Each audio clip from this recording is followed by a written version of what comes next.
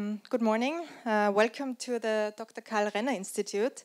My name is Maria MALTSCHNIG. I am the director of the Renner-Institut. Thank you for coming here this morning. We organized this event on a very short notice as we realized that Mr. Zoran Zaev will be here today. We are very happy to welcome him. Please spend an applause to the Prime Minister of the Republic of North Macedonia, Zoran Zaev. Hello.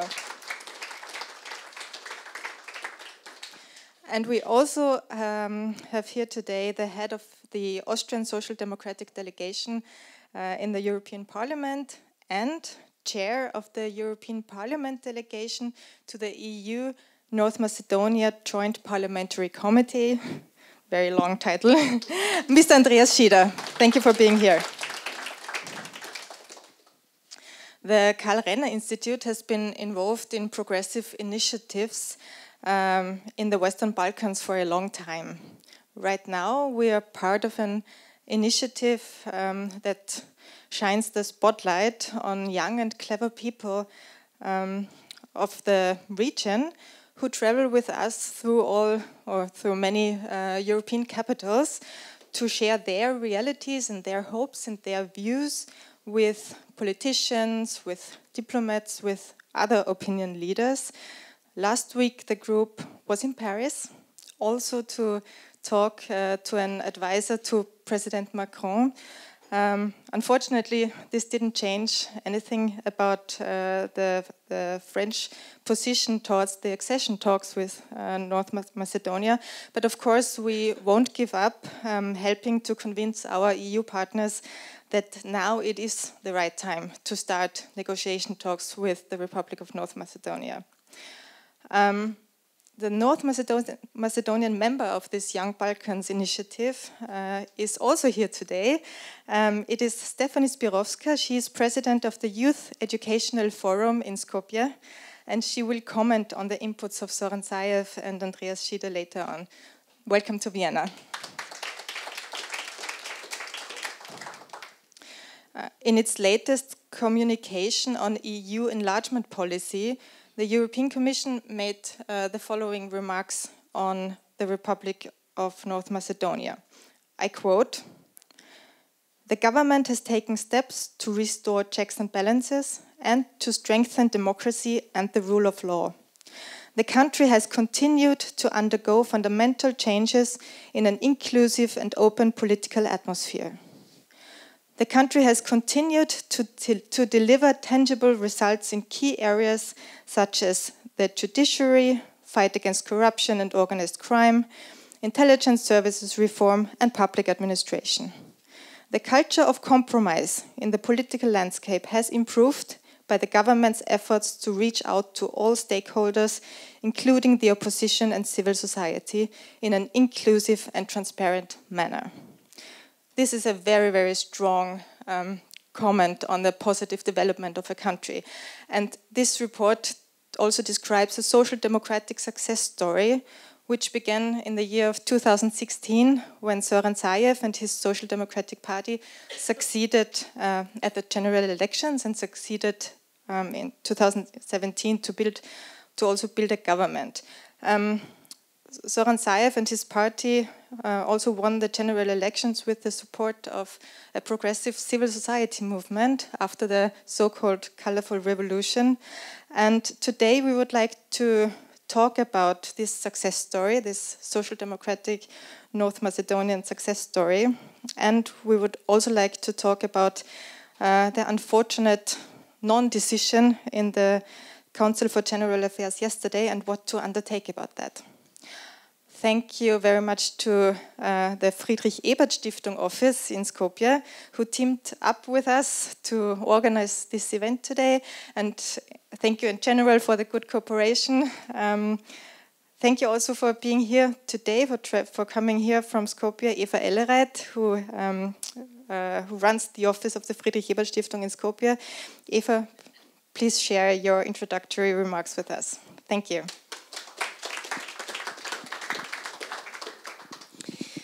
Thank you very much, Maria, and also, of course, on my behalf, a huge thank you to Renner-Institut for the collaboration, not just for this event, but in general, for supporting social democratic leaders, social democratic movements, also in the Western Balkans.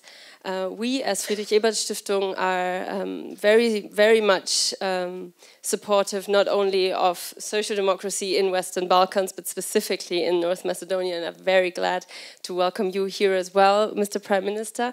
Thank you for coming. We know it's a very crucial time for the country. It has been for the past 2 years, in fact, and it is due to your patience and focus that we are here now and are hoping for a positive decision that will be hopefully made by the end of this week. We know that social democratic politicians, not only in the region but throughout Europe, are key in fighting populism on this continent that is coming back on a rise. And I want to draw your focus just for 1 second to the youth study that we've put up here. It's a youth study we have done in the region and by the colleagues in Sarajevo, Southeast European Dialogue, and it shows the political attitudes, the hopes, the aspirations, and the hesitations and fears of young people in the region. We have done one in each country of the region, but also a regional one, and I highly recommend this read. It shows that populist thoughts are increasingly interesting for young people, and that is a concern, and it's a concern that I think gives homework and clear tasks, especially to progressive leaders in the region, to fight stereotypes, to fight nationalistic approaches, and to promote the European idea. Also in the Balkans. And the power of this European perspective has been extremely tangible, specifically in North Macedonia. I've been working in that country for 2 years, and I was really astonished to see how much we could achieve, and you could achieve specifically, by promoting this idea, by promoting this as a goal, as a point to strive for, and as an idea for society, for politics, for a rule of law that can support the citizens and can protect them, and so this power of this European perspective has become very tangible to me as well, because young people have been interested in it, have been motivated by it, and this week's events have shown also how fragile this is. I think this European magnetism is something especially Social Democrats have to support. There is this Greek saying that you may have heard that I think rings true for Europe in the region. It says something like, if you compete in a race as the only competent and still manage to come in second. And I think the EU is at risk of doing that, and it is up to social democratic supporters of this movement to go in for the last sprint and to show that actually Europe is the leading idea, not only in the Western Balkans, but especially there. It can mean progress, stability, and it can mean hope for young people. And I look forward very much to your insights and to this debate. Also, of course, to Andreas SCHIEDER, who is here and who can hopefully give some insights what it is like to support this also from the EU. Because let's be clear, most of the states really want this to move forward, and I still hope for a very successful end of this week and the last sprint of Social Democrats in this regard. So thanks a lot. I look forward to the debate.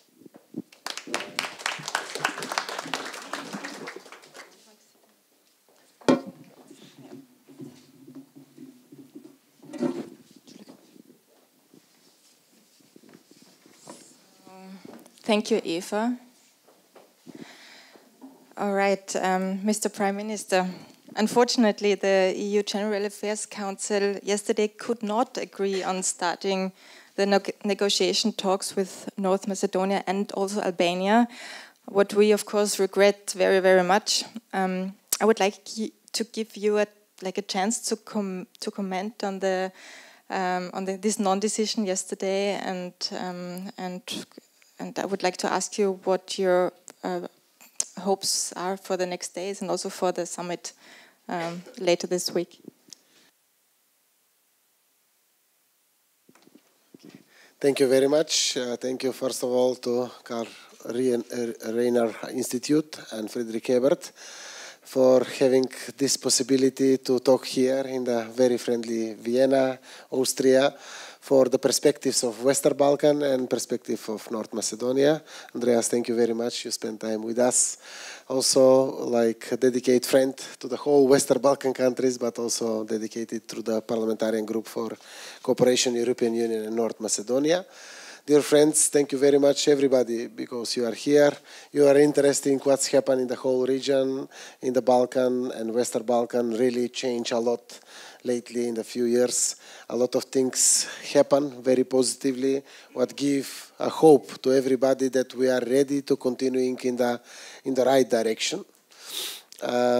First of all, I'm the leader of the Social Democrats in the Republic of North Macedonia. 2 years and 4 months I have the honor to be a Prime Minister of Republic of North Macedonia, and we came in power in very democratic way, fighting against regime, what was nominated by European Union formal report like hybrid regime in these years. With a lot of patience, with a lot of dedication, and finally we fight and win with a pencil and vote, what we proud very much, together with the civil society, together with all liberal democratic forces in our country, achieving the goal to bring back the country in the right way. In the moment, like, for example, Commissioner Hahn mentioned it to us, we are shining example in the Balkan and confirmation of attraction confirmation of a power of attraction from European Union. Why he commented that? Because a lot of things was changed positively in the country in the last 2 years. For example, in the whole politics, what we done, you mentioned it, a lot of them. We do huge reforms in the country, judicial reforms, fighting against corruption, changing public administration to be more professional, more effective, more effectiveness, but also our security system completely, because also parallelly, because we want to be full member of European Union, our intention is to be full member of NATO. Austria is not member of NATO, but for the Balkan, NATO means security, stability, safety, what immediately mean economy. And we are very happy to share with you that we are very proud that we are next 30th member of NATO. Until now, 22 countries ratified the protocol. Only 7 countries remain. End of October will be done 4 of them. 3 will remain in November, December, January. But for sure, we are next 30th member of NATO.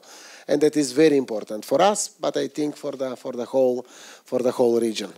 Also, parallelly with the reforms, like Social Democrats, we show to the region that really Social Democrats' values give results. We have very strong social policies. For example, I will mention a few things what we made until now. We increase social subsidies 300%. We give social pension, state pension for the old people who doesn't have right for a pension. So everybody is covered and protected. We take care for the children. 12 times more we increase subsidies for children in our society. Before that was 7,000 children, other subsidies for child. Now it's 85,000 children in the country. Yesterday, we officially increased second time minimum wage. Was 150 euro, 2017. After that, 2018, we increased to 200,000 euro. Now we increased to 240 euro. And we're continuing. Next April, our goal is to go in 16,000 dinars. That means 280 euro, what will be probably one of the biggest minimum wage in the Western Balkan countries, and we're continuing in this direction. We increase the salaries. Now we prepare to increase pensions for the pensioners, and we do that from our own money. We don't take loans to do that. Why? That is the final confirmation of stability of the budget, because when the country moves in the right direction, there is a lot of investment, there is a lot of positive economic things what's happening in the country. We fight against the grey economy, parallelly all these processes, and we are very stable and with financial condition to do that kind of measures. The impact is very high. We are the party in the moment with a bigger support in our society from our citizens, and we're continuing in this direction. Parallelly, in these 2 years, we achieved 2 historical agreements. With Bulgaria, we have open issues since 2009. And we, 2017, after 2 months of having honor to become a prime minister, with my friend Boyko Borisov, we achieved historical agreement for friendship, cooperation, and good neighborhood relations. When we agree each other that we share a common history, of course we have also separate history, own history, but biggest part of our history is sharing history for both countries. Through this agreement, we achieve also strategic partnership, what give us a lot of economic result. After this agreement, we have enough courage to go further with Greece. With Greece was also very difficult because name issue problem, what everybody know the problem, was open 3 decades, 30 years. And we invent that kind of agreement, what is possible and what the world know only after wars. After wars, leaders of the countries sit in green table and achieve that kind of agreement. We achieve through dialogue and diplomacy.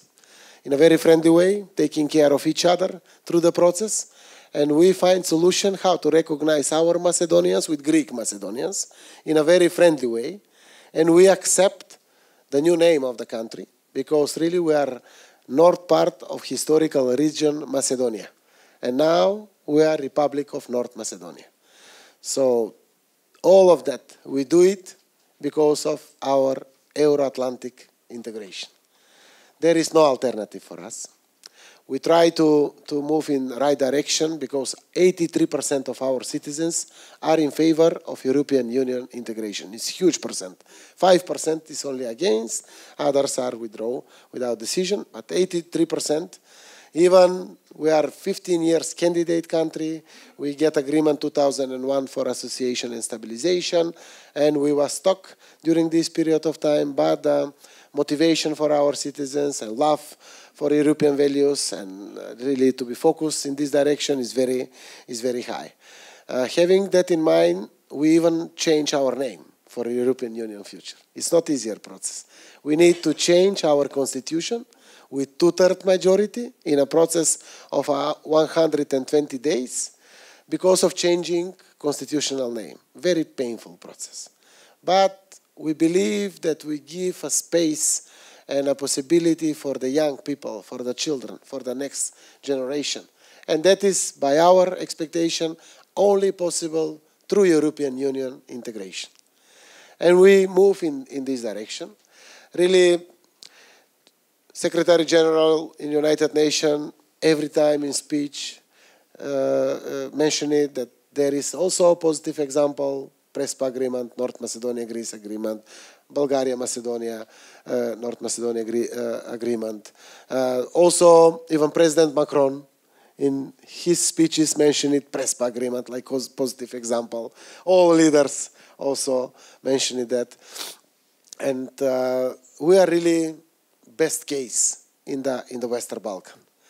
And yesterday, there was no decision from GAC, General Affairs, of ministers who have a session, and they don't have enough courage to take decision for keeping motivation for us, not to be immediately member country, only to keep motivation to go in the right direction.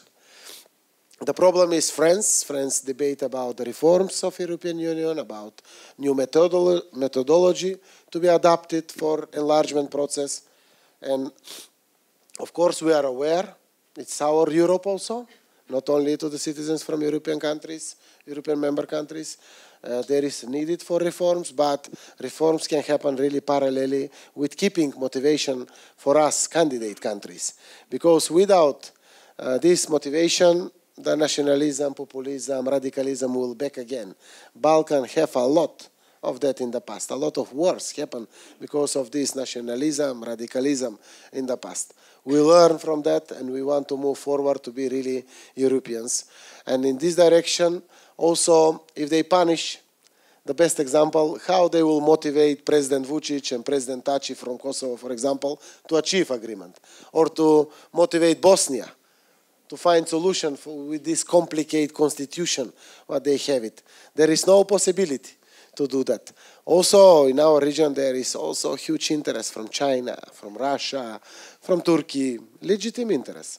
We are really part of European soil here, and they, through this Western Balkan part, want to penetrate in Europe, to be more powerful, to control the processes, and they don't offer us ruling of law or democracy. No, we saw it. We want to have ruling of law. Law equal for everybody.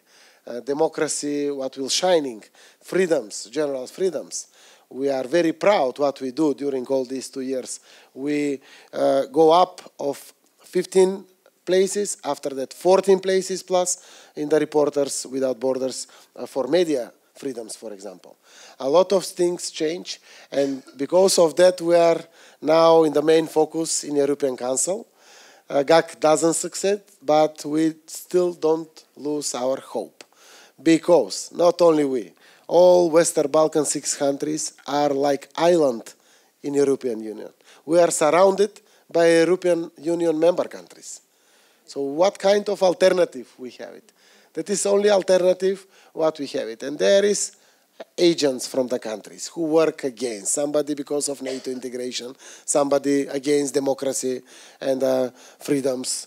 And that's happened. We are small countries, weak countries, and we want really to be part of European family. So in this direction, we still have hope that it's possible to adopt a new methodology for negotiation process for candidate countries, but also to get decision for starting negotiation.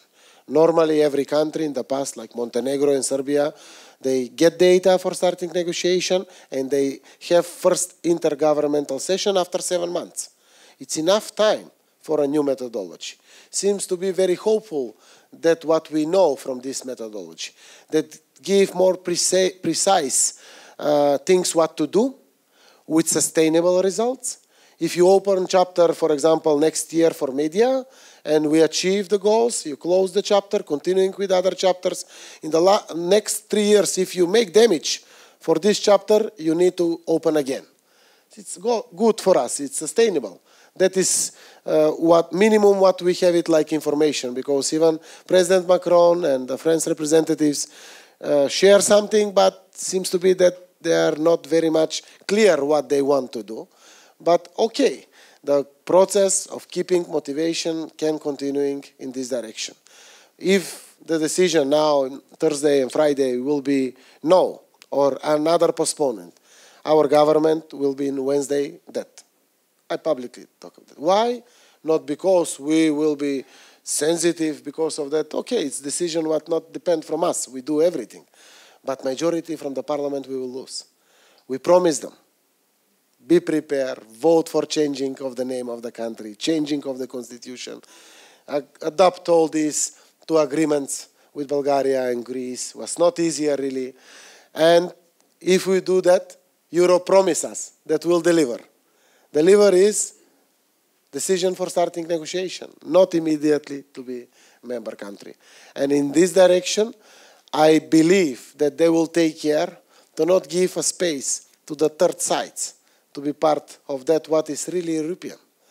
To not give a space to back again radical nationalism. Will be huge damage in the whole Balkan. You know, politicians are very easy to provoke with nationalism. And they back, and there is eternal process of problems after that. So we also try to increase our cooperation inside of the region. Yes, there is a Berlin process from European Union process, also European Economic Area, but we do also alone a lot of things to increase cooperation inside of the region, to show to the European countries that we are really ready even alone to do a lot of things. A lot of good examples happen in the Republic of North Macedonia, but also in other countries. And I know that we will continue in the right direction. Everybody asks me, okay, if there is no decision now or bad decision, what you will do? We doesn't have alternative. We will continue in European path. I mentioned it, okay, we will bring Europe in Skopje. What to do? Alternatively, we will try to continue with the process of our reforms to transform us more and more, to improve us more and more, how much is possible, because that is the only way. We want to be part of Europe because we believe in European values. Sometimes, maybe more we believe in European values than some member countries. I mentioned it transparently, like Poland, Hungary, where they have problems with ruling of law and other things what are inside. But okay, there is a process. We have expectation. A lot of leaders promise us. First, our neighbors, Bulgaria and Greece, now fight for us. Also, Chancellor Merkel is very much dedicated. Our social democratic leaders, completely 100%, are dedicated. Now, Pedro Sanchez is very powerful, also very influential in the European Union, and they are very much dedicated to the process. Also, other left-oriented, Stefan from Sweden, are also very much dedicated to the process, and we are continuing in this direction. This evening, there is an intergovernmental session between Germany and France. We will have a new information from that, but also tomorrow will be our PES meeting. Also, EPP will have meetings. ALDE group will have meetings. Our party is completely dedicated to support us. I will be tomorrow there with Edi Rama, Prime Minister from Albania, who is also candidate country, waiting the positive decision for Albania. And once again, we will prepare our comrades, our friends, prime ministers, to be really more focused. But also we have right-oriented politicians because of values, because everything what we achieve, very supportive also for us. And ALDE group, where is President Macron, I hope that there will be some influence to change something. I am very big optimist.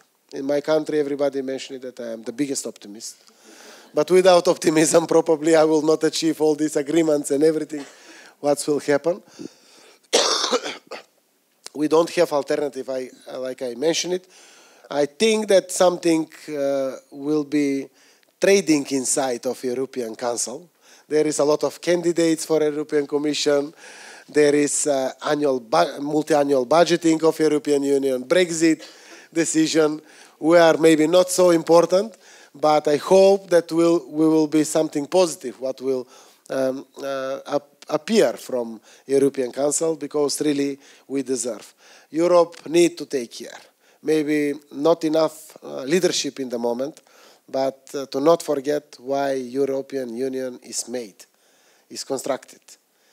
To be for everybody inside support, to be somebody who will be enough powerful in front of other powerful forces in the world, China, United States, Russia, and etc., and bring a benefits, this unity inside.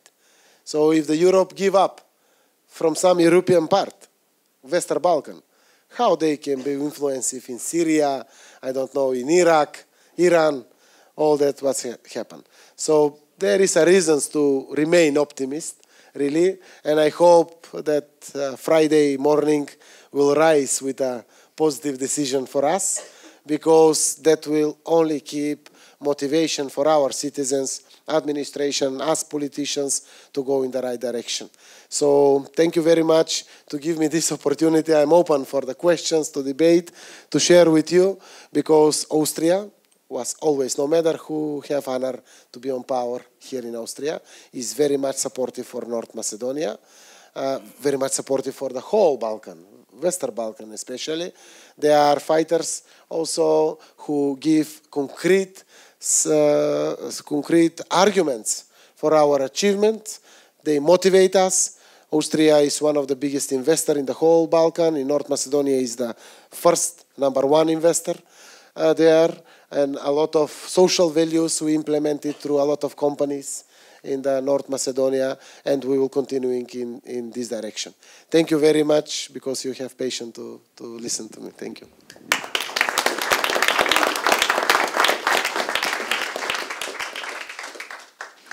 Thank you very much for giving us this insight. It's very frustrating to know that almost everybody is like in the same boat and works in the same direction, but only a very small group or maybe just one country opposes.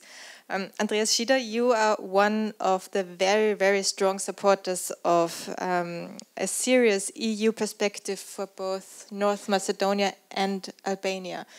Why is that? And especially why from a social democratic perspective do you think it's so important that those two countries and especially North Macedonia gets to start these negotiation talks?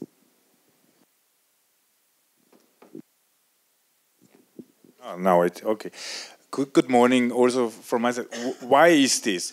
I could give a, let's say, personal historic answer, because when I started to be active in the socialist youth movement on also international level, there was the fall down of the Iron Curtain, there was the breakdown of Yugoslavia, there was the Yugoslav War, where we were witnessed the first time also war on our continent. And what I see now is that the friends from these days also take responsibility political now, but we already did not give to one generation the chance to be united in the European Union. So when we speak about this issue, then it's also about the next generation of young people which should have the chance to grow up in a really united Europe, also for the young people from Western Balkan. But I think, and just to be briefly, because I'm sure there is extremely much questions also in the room, it's showing, and I think especially the Northern Macedonian example is showing politics matters. If you start to find a project, it will have also an impact on your society, and you can even change things which are very big, like your name and other issues, in order to have a better life for the people in your country, to have a perspective, to have a future for the young people, to have an increasing wage, to have economic chances, and all these kind of things. Because nowadays, sometimes we think, oh, nothing can be changed. No, politics can matter if you are working on it. So I would say, which nationalism, by the way, is not. Nationalism is freezing problems or even creating bigger problems and changing, also having an impact, but a negative one. So I would say this having a green light, or a thing which I wanted to say before is we discussed on Monday in the European Parliament in the Foreign Affairs Committee, which is called AFET, also about the Western Balkan situation. We had as guest speaker the Nikolai Dimitrov, the foreign minister from Northern Macedonia, and all the groups in the European Parliament are strongly in favor to give a green light for starting the negotiations for both countries, for Northern Macedonia and for Albania. I think this is important to say that the European Parliament is extremely in favor. The European Commission as well. The problem is in the European Council, and also there it is only an isolated problem which has not to do so much with the issue. So why it is necessary? I think it's in the sake, of course, for Northern Macedonia. A lot of future changes can be done in the negotiation of becoming member of the European Union, changing the law system, changing the economic structure and all this kind of thing. We as Austrians, we know, I still remember when we started to negotiate and then when we became 95 member, this is also a hard process which is not automatically quick coming. There is a lot of changes which we should do. Secondly, it's in the interest of the European Union, because I think we have to also deliver. Anyway, European Union is a little bit in a crisis. Probably this summit might be a postponing summit. No? We will postpone the new commission, we postpone the Brexit, we postpone hopefully not the opening of negotiation. So I think this is not the idea of the European Union to postpone everything. The idea is to to also give answers. And especially when you say, if you have to fulfill A, B, C, D, and then when everything is fulfilled, then also on the other side you have to say, okay, now it's fulfilled, we have to stick to our word. This is also not only in the interest of the country, it's also in the interest of the European Union to be taken serious by what we say, especially by those which take also serious, which is the European idea. And we can be also happy that people outside the European Union also feel this magnetism of the European idea. And lastly, it is also in the interest of the young generation in our continent. It's not only about the Western Balkan young generation, but it is, you cannot explain to a 20-year-old boy or girl why when you're coming from the one country, your perspective is less much than when you come from another country, from the region, especially when you're surrounded and all the horizon of your cultural and personal and educational life is European Union. And we should take this as a positive signal and give also a positive answer. So, not to be too long to say, I think everything is fulfilled by Northern Macedonia. Even the hard things had been fulfilled, like changing the name, having partnership agreement with the neighbors, solving by itself its neighborhood problem. I think this is also extremely important when we look at other cases. Say, you have to solve with your neighbors the issues, but when they are solved and everything is fulfilled, then we have to say also yes. So it is time to say yes. There is no reason to postpone it. It is time. And lastly, I would say also the optimism of Zoran would be also very much welcomed in the European Union. We need more optimism, and such an optimistic guy should be in the European Union.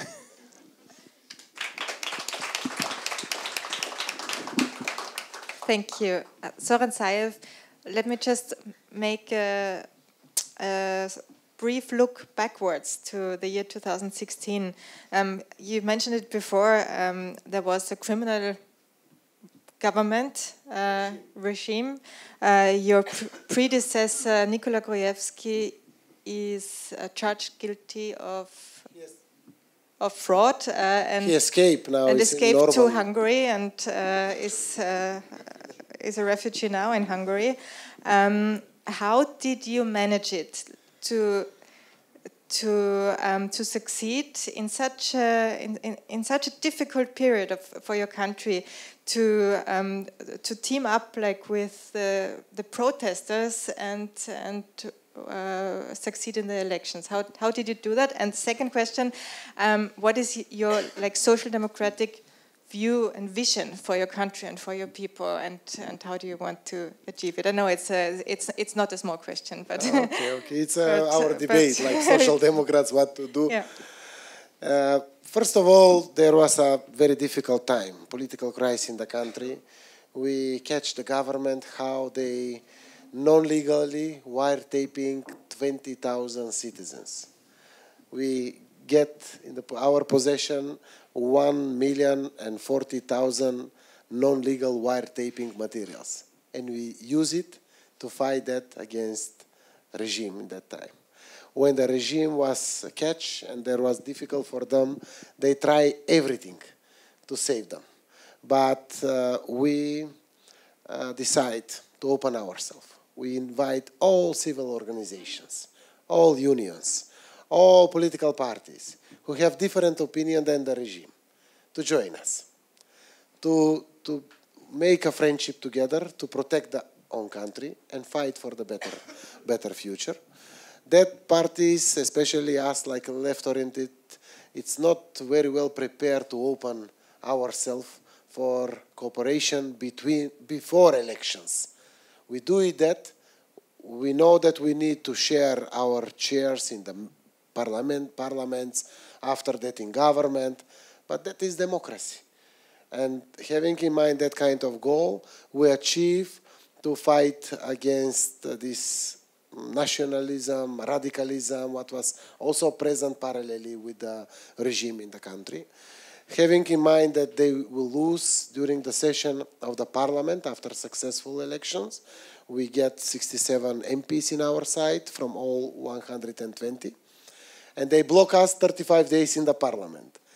In the end of the day, we vote for the president of the parliament, and they open the doors of the parliament from inside and put the whole bunch of radicals inside, 3,000, 4,000, without any policeman protection. We was inside trying to save our lives 2.5 hours. And I have these scars in my face. From that I'm very proud, because I protect Albanian politicians behind me. I protect Roman politicians behind me. I protect Turkish, Serbian politicians. They protect me also. And that strength, the forces what connect our multi-ethnical society. In the end of the day, we prevail. After 15 days, we prepare a government, and we continuing in the right direction. The social values are those who must drive the future of European continent. This nationalism, what we saw, is very much connected with the right-oriented parties. It's happened. It's happened in your country, also here in Austria, this corruption, everything what we saw also in the Western Balkan here from these right, radical-oriented parties, because in the end of the day, it's because of money. There is no preparation to taking care of vulnerable groups, of the poverty of the society, of the that kind of things what put us, like left-oriented politicians, to be different than right-oriented politicians. For example, why we go with that kind of measure, what I mentioned it. Because there is no happiness in the society when you saw how children back in the streets, for example, or sleep under bridges, or that kind of things happen. And we try to take care of them. It's not only to give them these subsidies. We try to find job for them, sustainable job, to put children to go in schools, to increase the salary of the parents of the children, for example. And that kind of politics bring us in the situation to be enough motivators for the investors, domestic and foreign, but also to decrease unemployment more than 10% of these 2 years. We have 27%, now we have 17.5%. For this 9.5% we decrease unemployment. We open concrete, visible 54,000 new jobs in the country. And of course, during all these measures, we achieve more happiness. We need to continue to work in this direction. But when we spend money from our budget directly to the people, they spend again money, and they money back through the taxation again in the budget. But in the meantime, they increase the decrease of the stability of every person and every family. In this direction, I follow also the results what our colleagues from Portugal and Spain have it. They do very similar things. And we must learn from each other to share these positive measures, positive, courageable steps, what was taken, which give results, and give results. Citizens must know the details of our politics. As you know, we are very much transparent, but very bad with control of media. Why? Because we are bigger Democrats than right-oriented politicians. And mainly, media criticize us, then support us. They directly control media. They pay public money for media. They do a lot of bad things to control the media. And through that, the nationalism and right-oriented politics remain so long period of time. I believe that must be as much as possible with your institute, with Friedrich-Ebert-Stiftung Institute, to have debates between the leaders, between the high representatives of social democratic parties, to share our experience and to start implement it as much as possible in the whole around the European continent to give result. I am very sure that the percentage of the citizens who accept that kind of politics will be higher and higher in the future. Hopefully, yes. Before I go back to Andy SCHIEDER, I would like to invite STEFANI to comment on what was said before. Stefani Spirovska, just to remind you once more, is one of our members of the Young Balkans Initiative, and also she is the president of the Young, so how is it called? Youth Education Institute in Skopje. Yes. Thank you for coming from Skopje, Stefani. The floor is yours. I hope it works. Yeah, it does. Okay, so hello from my side as well, and thank you so much for having me here, not only to this important event, but also to shed a light a little bit of what youth people are experiencing now. I mean, what the youth in North Macedonia experiences now, and what are our main challenges, I would say, related to this entire situation. First of all, before I start with my remarks, I would just like to make I would like to point out a difference of young people within the European Union and young people within North Macedonia. So usually when we think about a young person within the European Union, that would be someone up to 29 or maybe 30 years old. And when we think about someone who is young within North Macedonia, then we think about people who are up to 35. Why am I saying this? Because of the challenges we experience, because of the tougher way we have to walk to become independent, because of the tougher way to find quality education, to become independent and to provide for ourselves. So those are just things that bring about our staying in the group of young people more than the European youth does. So it is true that we've had a change within our society, and it is true that we've had a major change from a regime to a different government and to things starting to go in the right direction, I would say. But at the same time, that is a burden, not only a burden for the government that has to deliver a lot of things, but also a burden for people who hope and expect things to change fast.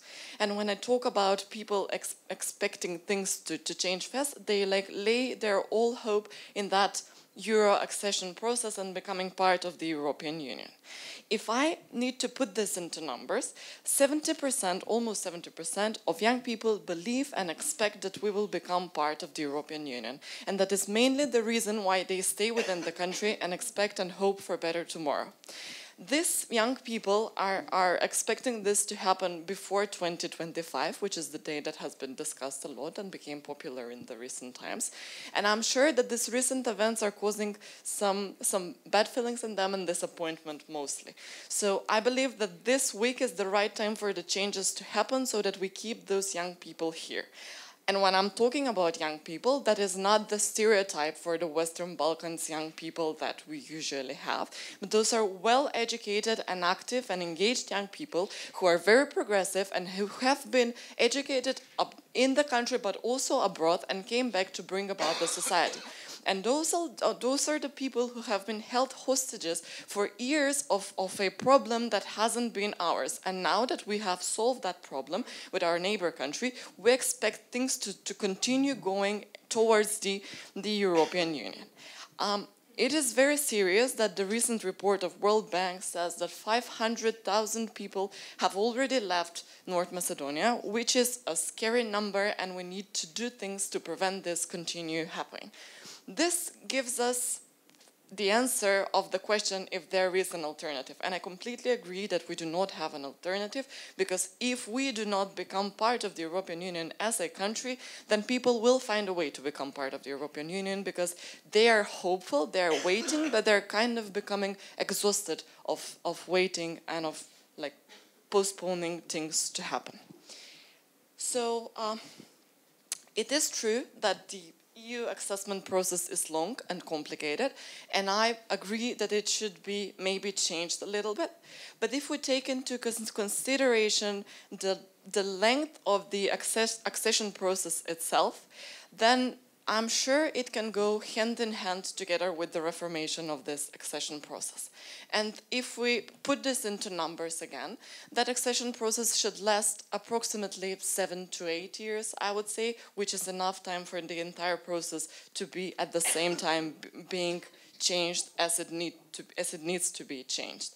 And if we think about the number of people that need to become part of the European Union, that's within the Western Balkans 6 countries, that equals either the citizens of Romania, either I would say 1/3 of the citizens of France, if we take for example. So that again shows us that it is a big question and it is a process that needs to be finished now.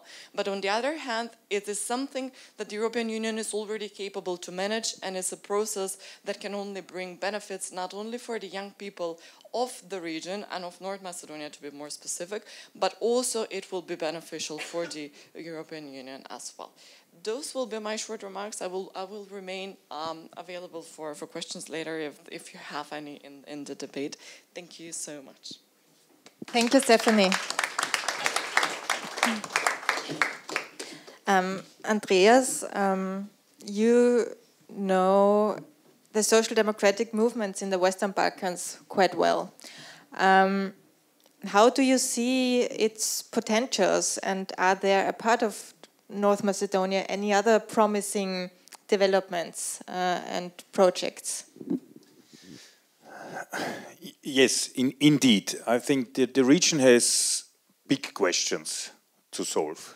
Not easy questions also to solve, very complicated. And what we see is whenever democratic, social democratic, progressive forces are coming into power, they start to make step-by-step solving this kind of problems. This is what we saw in Northern Macedonia, because, you know, the name question was a huge one. And only in the moment where there was a progressive government in Greece and a progressive government in Skopje, they were able to find a way out of it, which is also not only in the interest of Macedonia, because then was the necessary step in order to get the accession. Also, it was in the interest of Greece, of course, because it is not good to have an open question in your neighborhood, even if you are already a member and so on. The same we saw also in Serbia, for example. The post-war Serbia was transformed, or started to get transformed in a modern society when the Democrats, which was the name of the leftist movement in Serbia, with Boris Tadic and others came into power, and they started a necessary reform of the law system, of how to deal with the war criminals, how to change the society, how to attract foreign investment, and this kind of things. And the same, I would also say, for Albania. Albania, of course, is also a state which had huge problems. Is now one of the non-Yugoslav follow-up states, but they had a big divide in the society. They had very low democratic standards and tradition. And it was when the socialists came into government, they started also the hard reforms in order to fight corruption, the grey economy and this kind of thing, which is also, by the way, of course, by states and society which had longly lived on this in systems, is not easy reforms. But usually progressive start the reforms, even if it's hard for themselves, also not going the easy way, but going the other ways. And this is also the only way to solve also the neighborhood problems, which are everywhere in the region. So this is what I see, and we can also prove the contrary. Whenever nationalist right-wing forces are into power, problems get higher, tensions with the neighbors get higher, people are getting more angry because you put in all these negative questions. So therefore I would say this is the difference. And the other difference is we speak not only about these diplomatic issues, we speak about also the life standard of the people. So increasing the minimum wage, increasing the pension system, finding a way how investment is also reaching the people and not only the pocket of the businessman, which is retransformed in the society to create a growth cycle and this kind of thing. I think this is also what is the combination, diplomatic and real life of the people. So we are ending our live stream here. Thank you very much for watching. And I would like to give people in the audience the possibility to ask questions. Please, everybody wants to, please introduce yourself before you talk to the Prime Minister. So we start here. Thank you very much indeed, Prime Minister. Thank you. I'm from the Institute of the Danube region in Central Europe. I have a question for contacts to President Macron, because it seems that he was changing, you were not changing. You really provided everything that chapter should be opened. And then you mentioned something that maybe a limited opening was an option. Did I understand correctly? Because this could solve the issue, maybe, to have a foot, at least, in the door, and not a closed door. Thank you. Thank you. I mentioned it, something what the Finnish presidency offer, like something in the middle. What is that? To have decision to start negotiation. But the real start of negotiation is intergovernment session. European Union and North Macedonia, or European Union with Albania, when they start. The idea was to get starting of negotiation, but the first intergovernment session will be not later than the first half of 2020. That give enough space. Through these periods of 7 months, for example, there is enough time to change the methodology of the accession process, to improve it that, and start with that. They suggested also Serbia and Montenegro to continuing with this new methodology, and we in Albania to start negotiation with the European Union with this new methodology. So the friends will achieve everything what they suggested, that there must be something more precise, more concrete, and more tangible, what is important, and we will achieve our expectation. Our expectation is to keep motivation, because they must understand that we are aware that not earlier than 2025, maybe 2030, I don't know, we will be maybe full member of European Union if we are really prepared, or Europe is prepared to accept us, for example. But now it's only next step. President Macron asked my friend Edi Rama from Albania, why so much you want to be member, yes, to be in Sofia, to be member of European Union. Europe is bad, needed change, a lot of reforms. And he mentioned, you know, Mr. President, like marriage. Simply want. After that, maybe I will regret, but simply as you must go in this direction, must go in this direction. What is the message of that? There is no alternative for us. We must move in this direction. Any kind of other direction will make a huge damage. Immediately, nationalism, populism, radicalism will open. In the Balkan, we have a lot. Because of 25 years ago, and 20 years ago, and 15 years ago, there was a conflict. There is still wounds from these conflicts. It's easier to motivate nationalism. That will directly have impact to the whole Europe. So why to spend money, energy, to stabilize the country with the conflicts? Then where is good to work with the countries, to achieve the values, to achieve the standards, to transform them, really. So that is my answer. I think in this direction we can achieve a win-win situation, because also I cannot imagine Europe is the best example of democracy in the world. They sit there, 28 leaders. 27 are in favor, 1 is against. They don't have comments that we don't achieve something, because the report is 100% confirmative for us. We do it that with opposition. That means functional democracy in the parliament with consensus, adopted all legislation. Now we implement it in the moment, this law, very successfully. Also, the examples with Bulgaria and Greece, they nominated, they talk about that. It's a European manner. It's a European behavior what we show to the other countries, really. And I think that there must be decision, because there will be damage to the European Union also, because they need to keep promises. You know, they give promises to us. They need to keep promises. And I hope that will be some kind of solution in the end of the day. Thank you. Andi Stadler, please. Thank you, Mr. Prime Minister. My name is Andreas Stadler. I'm an Austrian diplomat and currently the ambassador to Malta, another small country, already member of the European Union. But I wanted to say, first of all, thank you for recalling the dramatic events of 2016 and 17. I think it's important to remember from where you came from, and also thank you for your very contagious optimism, which I totally share, and I see the panel shares with you.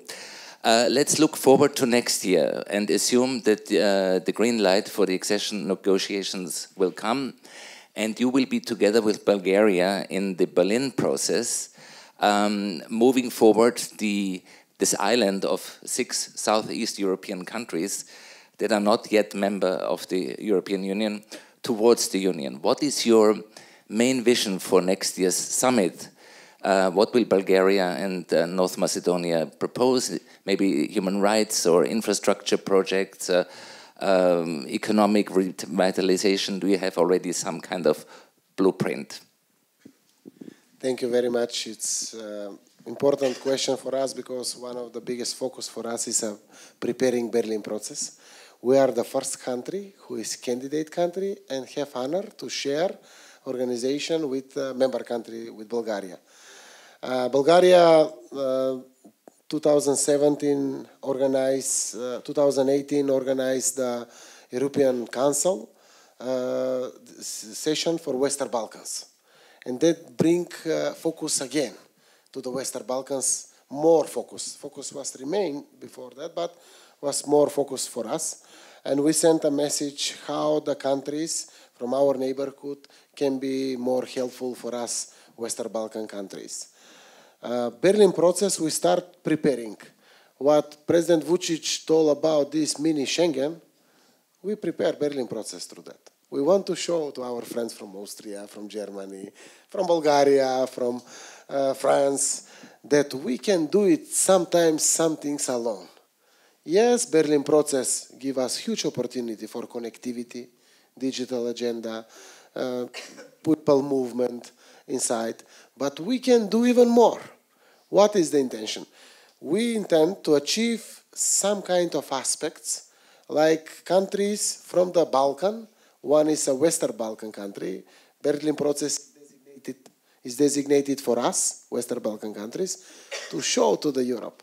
You don't only spend money to support us through the new roads, what we build it from the taxations, what European citizens pay normally, new railways, new gas networks, what we build.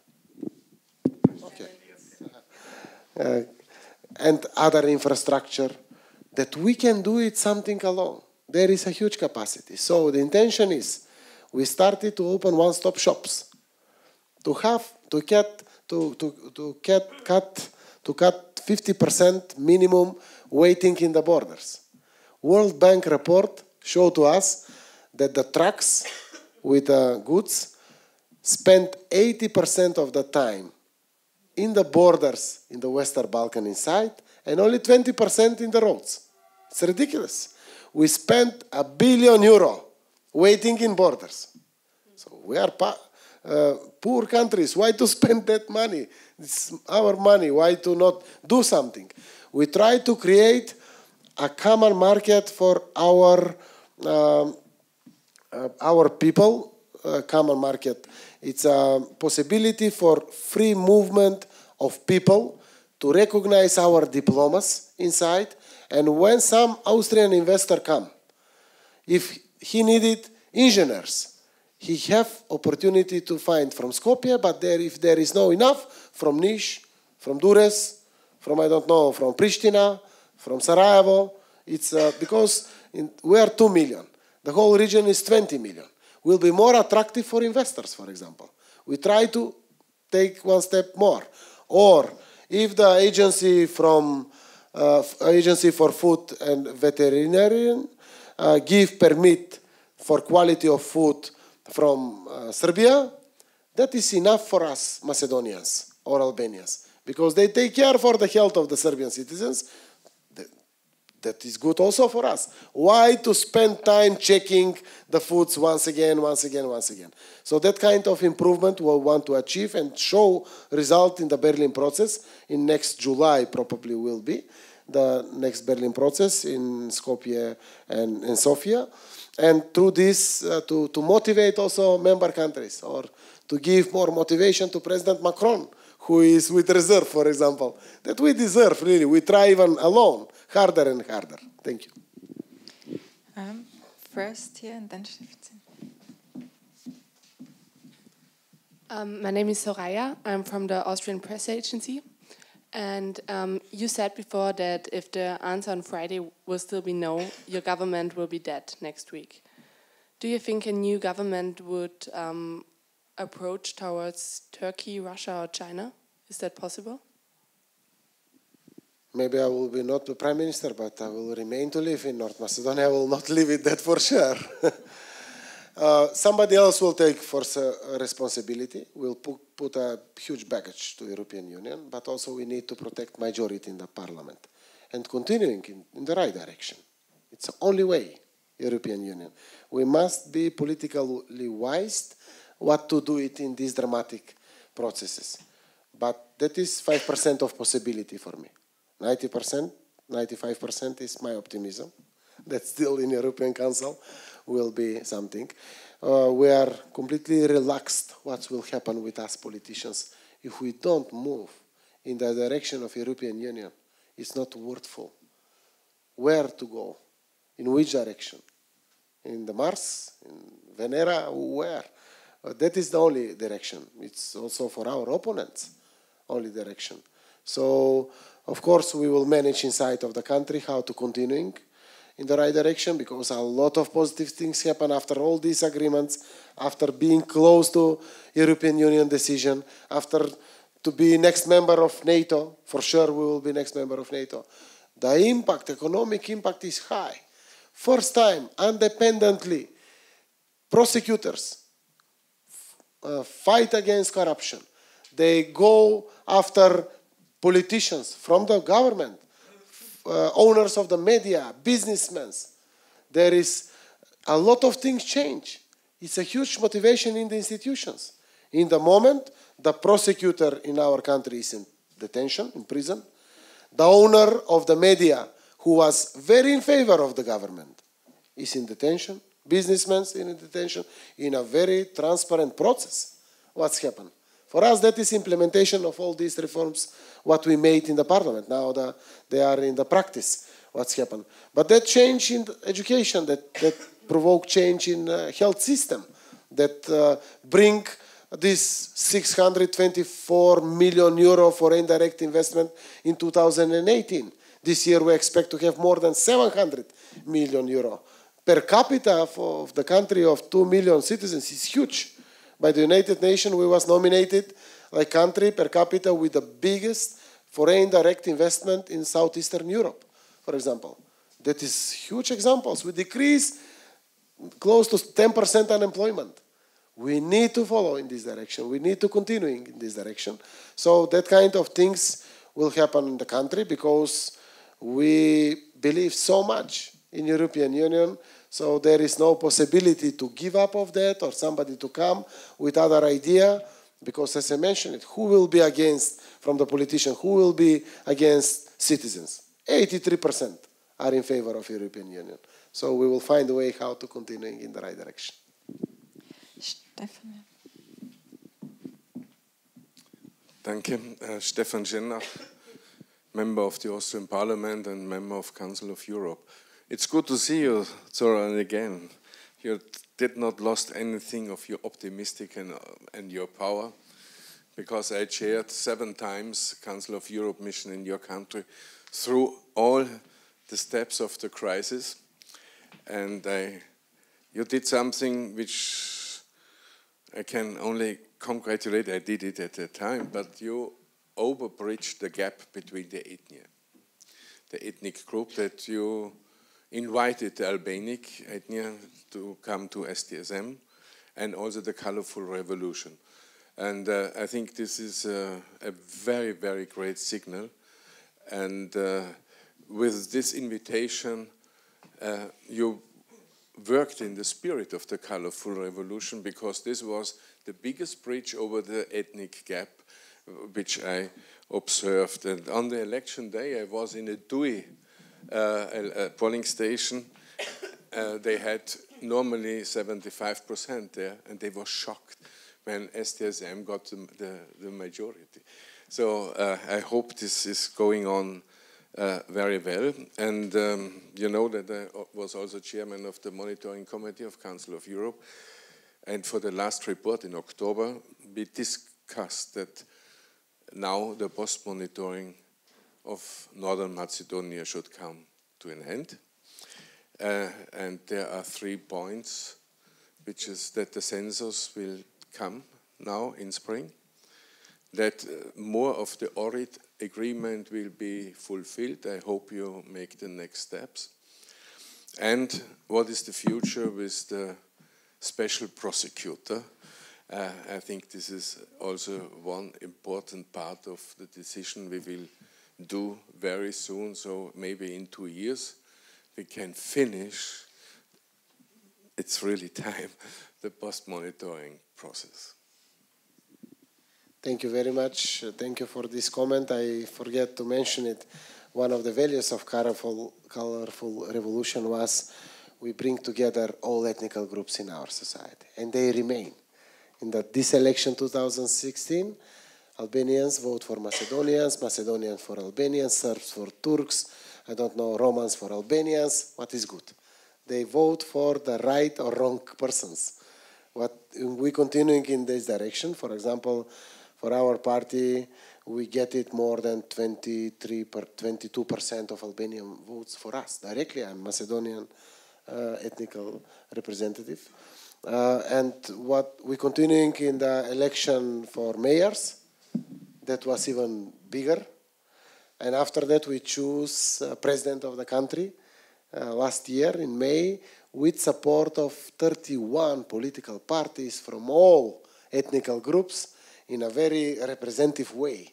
They was together with him like candidate, and he win with huge success, more than 70,000 votes. And that is one of the values what we achieve. Now, ELLEREIT Framework Agreement by legal aspect completely is done. We need to continue by the spirit of legal ELLEREIT Framework Agreement. Also, Special Prosecution Office need to have a future. The subjects have a future, now is preserved. Only the administration must be covered by the law, what kind of future the Parliament will decide to give to them. And also the third thing, what was you mentioned it? Special prosecution, ELLEREIT Framework Agreement. And the census. Census will be, now pre-census we done this year, very successfully. Practical census will be in the between 1st of April and 30th of April, and the results we expect in June, because we are the very rare country without census. Only 2 or 3 countries in the world level doesn't have. Yes. But now we will have it census. So that is also confirmation that we are in the right direction. Thank you, my friend. And not forgetting the increasing mixed ethnic pluralism. Yes.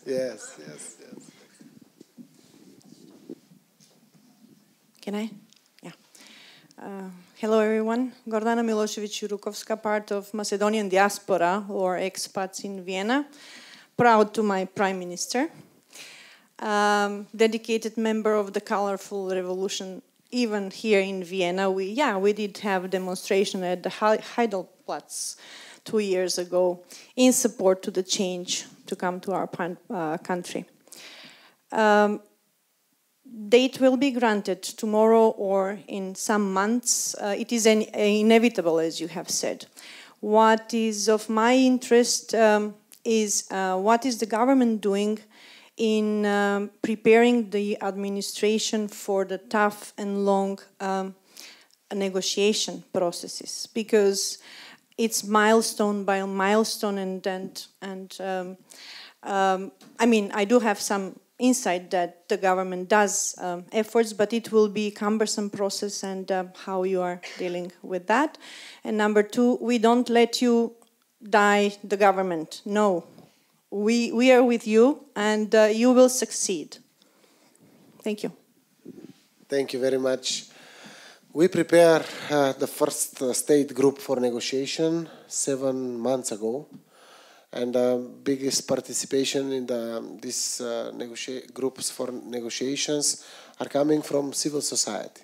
Our civil society have even bigger capacity than public administration because they are very well training through a lot of European projects what was done until now in our country. They have real capacity to be our part of the negotiation process with European Union members in the process. So it's depending if we open probably 23rd and 24th chapter, there will be direct mixture by the public administration, by the government, but also university, civil organizations immediately, and we communicate all of them. And we know even the persons. We prepare how they will have complete conditions for that, which offices they will work, how they will be engaged, how to cover that they need to stop it, engagement when they are now in the moment. We are really prepared.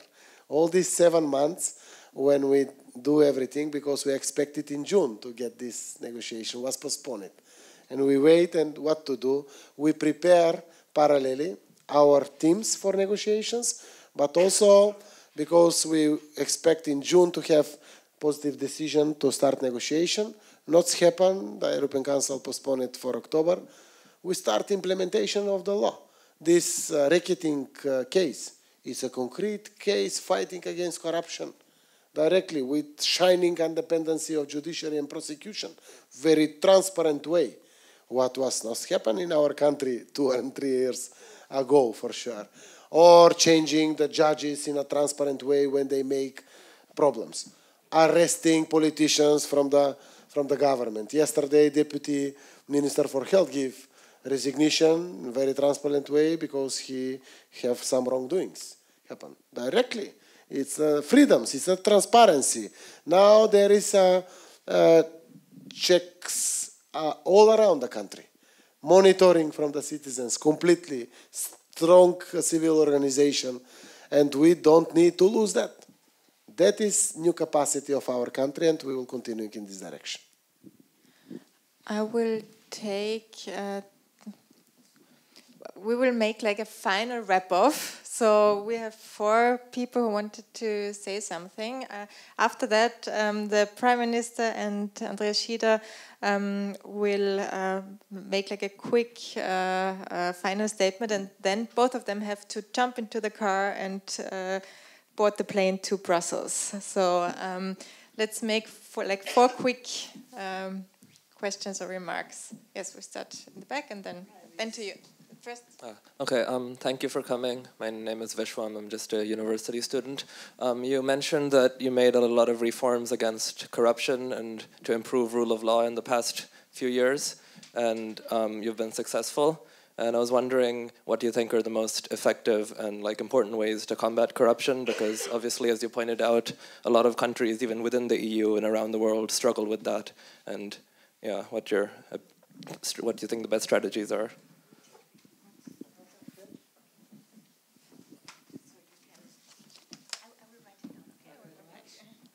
So, Mr. Prime Minister, dear Mr. Zaev, I'm Elena Kircheva, Secretary General of the Vienna Economic Forum, and I want to share with you a very positive thing about the Republic of North Macedonia.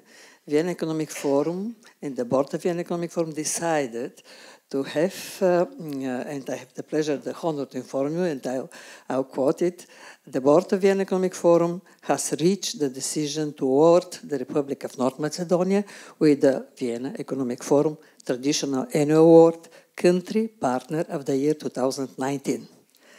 It's a positive, and I'm asking you, like usual, to be our main speaker, to be our guest on 18th of November to the 16th Vienna Economic Forum. Allow me to say to the public that Vienna Economic Forum was established, was founded in 2004, at this time with all colleagues of mine, the ambassadors of all countries from the whole region, before the West Balkan is so technical terminus was so known, to realize and to put the investors' interest to the region, The North Macedonia, the Republic of North Macedonia, is on focus of Vienna Economic Forum together with Albania and all these countries from the region. We have 14 member countries. And I'm very proud, this is the last sentence of mine, to say that the Prime Minister of the region and you, Prime Minister Zaev, you are our patrons of Vienna Economic Forum. Very, very proud to say. Thank you very much again. Thank you.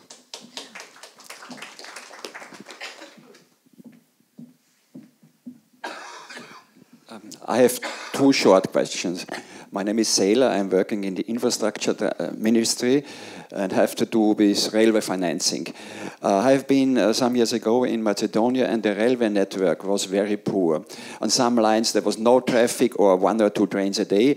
Is it correct that the gap between the Bulgarian network and the Macedonian network is being closed actually? There will be a new line between Skopje and Kustendil in Bulgaria. It's only a 30 kilometers gap. I think it will be closed, this gap, in the near future. And other railway lines, some parts were closed because of damaged tracks. Do you invest something in railway infrastructure in the future? And the railway station in Skopje was in a very desolate situation. You will improve this also. And then my second question is a generally economic question. Some years ago, former Prime Minister Gruevski have been in Vienna, and he mentioned that Macedonia at that time, I hope also actually, has a very good ranking in investor-friendly policy. You will continue this very investor-friendly policy, very speed concessions for foreign companies when founding new branch in Macedonia, and very low taxes for international investors. Is it possible to continue this investor-friendly policy? Because on the other side, you invest much money in social projects. You can only use €1 or 1 unit of your money one time and not twice or 3 times. What do you make? What are the preferences between these purposes in economy and investor-friendly policy and social policy? Because your staff already gave me the signal that you have to really leave now, I wrote everything down. We start with the question on corruption, then we have this intervention, the surprising intervention awarding your country, and also the question of infrastructure investment. Thank you. First, best way fighting for corruption is transparency and independent institutions who fight corruption, but honestly independent institutions. That start to give us results. For example, we choose elected together opposition, position, small parties in the parliament, media, non-government organization, independent body for corruption, anti-corruption commission, and there is a huge result connecting with that. But judiciary must be completely independent if we want results fighting against corruption. And transparency, now everything is online. Citizens know everything, in Facebook, in Twitter, everything. And that is the biggest protection, really, for corruption in all around the world, I think also in our countries. Ms. Kirchanova, thank you very much for this positive information. I'm always pleased to be in the panels. Of course, I accept the invitation. I hope this invitation remains if I am not Prime Minister, if President Macron destroy me. I don't know what will happen. But of course, with pleasure. Thank you very much for recognizing us for that kind of thing. Of course, we'll put in our agenda. I think that even now I have it in my agenda. My advisors talk to me that now it's coming that. It's a great honor for me also to participate. It gives us a huge opportunity to be here because, as I mentioned, Austria is one of the biggest investors in North Macedonia. And I will continue in this direction. Austria is those who give us the biggest money through investment. No. Directly to our citizens. I hear to you. If you are Democrat, you will hear my answers now. Yes. Directly through investment, opening jobs there, increasing our GDP, also increasing our export completely. I am Macedonian, from Republic of North Macedonia, Macedonian. Before that, we was Firom, nothing. Now we are recognized from the whole world. They are ID in United Nations, Macedonian language, Macedonian citizens. Yes, we are Republic of North Macedonia. I accept your different vision from me. Okay, it's normal to have different vision. That is 21st century, is democracy. And of course, I am proud that one of the license of 32 companies in our country who have it, medical cannabis, for healing a lot of disease. Yes, we participate also in this business in a very transparent way. We are one of the 30th country in the world level who give licenses for medical cannabis for healing a lot of disease. Germany have 68 medicines in the positive list for using that, for example, and we are very open for that in a very transparent way. So it's good to hear other sides sometimes to be in the right direction. And dear friend, we have one of the biggest investment programs in railways in the moment, partially supported by European Union through Berlin process and IPA. In the moment, we built a railway between Skopje and Sofia, or Kustendil, as you mentioned it. The complete value is 600 million euro. Now it's a process of technical dialogue for second stage, and there will be third stage also to finalize that. But also there is investment in reconstruction in railways in Corridor 10, what connect Greece with Serbia there. And now we're preparing, we are done with the main design for the last part of Corridor 8, that is between Kičevo city and Albanian border.